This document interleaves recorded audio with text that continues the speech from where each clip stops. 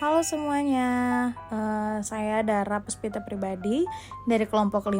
Saya Nurul Fikrianto dari kelompok 5 dengan NIM 221010501854. Di sini kita mau bantu jelasin terkait konsep nilai dan implikasinya dalam MSDM guna untuk ujian akhir semester kita.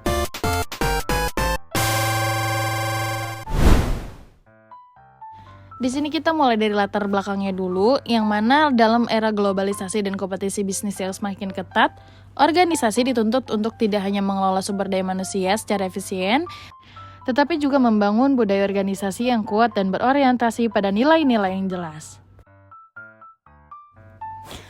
Emang masalahnya apa aja sih? Yang pertama itu, apa aja nilai-nilai utama yang perlu diterapkan dalam MSDM untuk meningkatkan motivasi, keterlibatan, dan kinerja karyawan. Nah, yang kedua, bagaimana sih konsep nilai yang dapat diterapkan dalam praktek MSDM untuk menciptakan budaya organisasi yang efektif dan produktif? Oke, selanjutnya di sini ada konsep nilai dalam organisasi.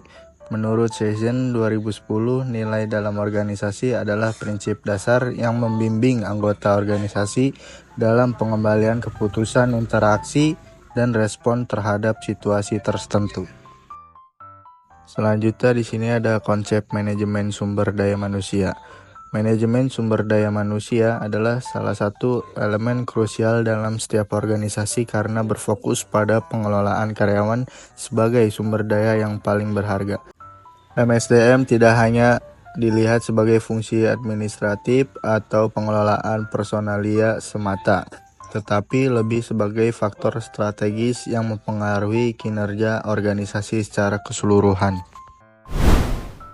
Sini selanjutnya ada implikasi nilai dalam MSDM. Nilai-nilai yang ada dalam organisasi sangat mempengaruhi kebijakan rekrutmen dan seleksi, karena nilai-nilai tersebut mencerminkan budaya dan filosofi yang diusung oleh perusahaan. Proses rekrutmen yang berbasis nilai akan lebih fokus pada pencocokan antara karakteristik pribadi calon karyawan dan nilai-nilai inti yang dijalankan oleh organisasi. Nilai-nilai yang dianut oleh organisasi juga memainkan peran penting dalam merancang dan melaksanakan program pelatihan dan pengembangan karyawan.